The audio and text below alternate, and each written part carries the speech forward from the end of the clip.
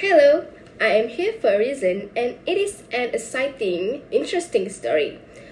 I once encountered a deaf person before. He was a stranger and I was in Kuala Lumpur at that time.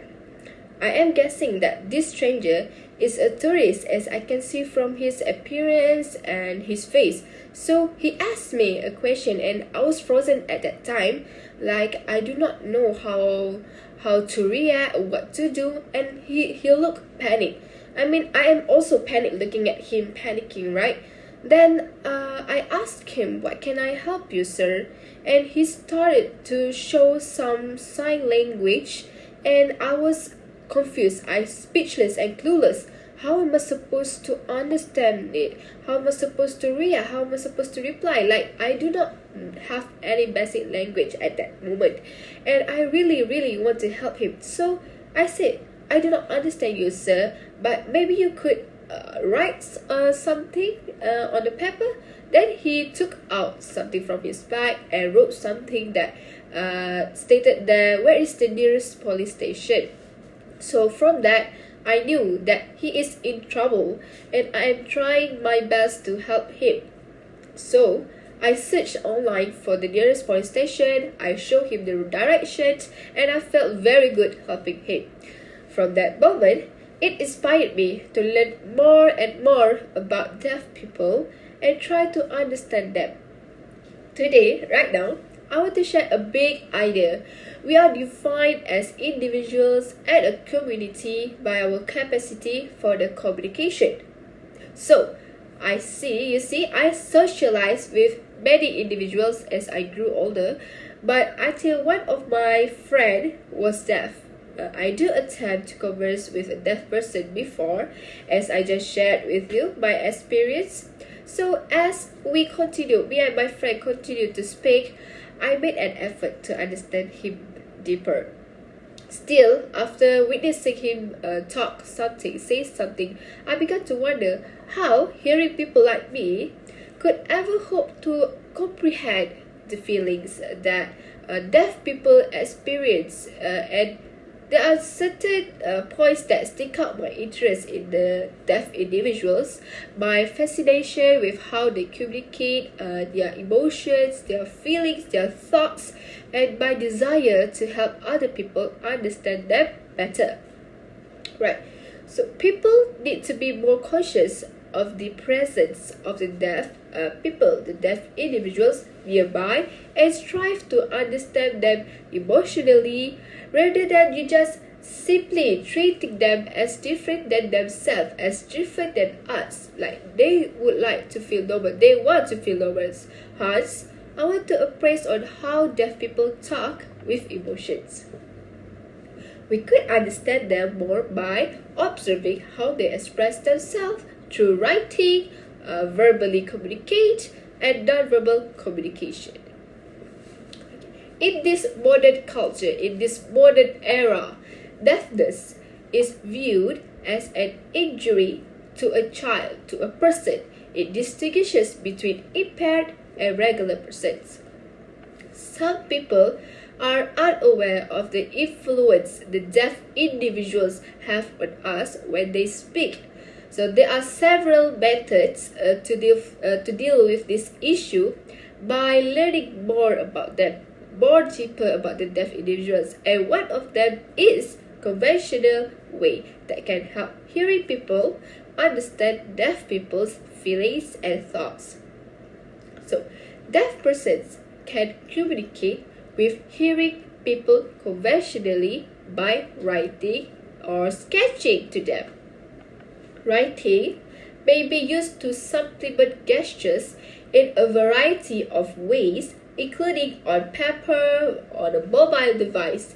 So the combination of gesturing and writing, it is a potential remedy for anticipated or actual understanding issues, since gestures alone are not always a sufficient way to convey meaning. So writing makes it possible to communicate with a larger group, larger members than ever before in a simpler and more efficient way. Afterward, as a result of my interaction with the deaf individuals, I do realize that they are not motivated to express themselves more through writing, because through writing there's a limit. So they employ a few ways that are far more effective, which is verbally interacting with people while using visual and audio cues. So even when the deaf individuals cannot hear what you're trying to say, they can still understand what you're trying to share, especially if they understand talk through lip reading. Here, this error. So this method of hearing speech involves the visual interpretation of the movements of the lips and the tongue. So many deaf people who do not use sign language use this method, particularly those who were born hearing but have lost their hearing over the course of their lives, either gradually or suddenly, like an accident. So most deaf people use sign language. So let me show you some emotions using sign language. For example, happy. When they're happy, they do like this. So even when the accommodations are not there, communicating with deaf people, it is a goal that is attainable. The number of instruments at our disposal is substantial. Our ingenuity and desire to communicate are only the real constraints, With this in mind, writing, lip reading, and sign language all play a crucial role in the development of the deaf people's literacy. Like all parties, all members participating in a conversation must put out effort for the conversation to be successful. Everyone has their own responsibility. It is vital that everyone participating in communication constantly practice an effective communication techniques.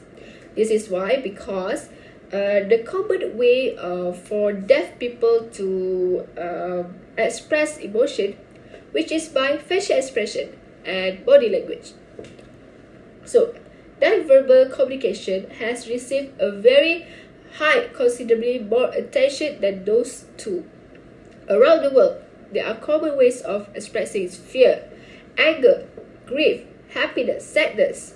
So, according to the research, we may even infer intellect from a person's emotions and features. You can also pick up on some others' hidden issues or feelings by only being able to read and comprehend the body language. Like if you say you're not making a happy face.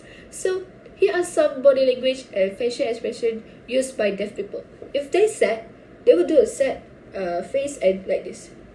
So the way they express meaning and information to others, as well as how we interpret body language during conversations, all depend heavily on the non-verbal communication.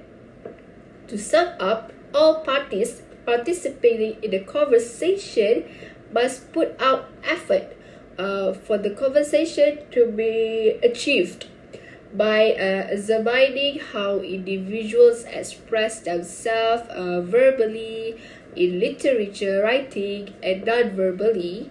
We may learn more about them deeper. So instead of you merely saying deaf people as being different from us, like they are not normal, people need to be more aware of the presence of the deaf individuals nearby, maybe at work, and try to comprehend their emotional needs. That's all from me. Thank you.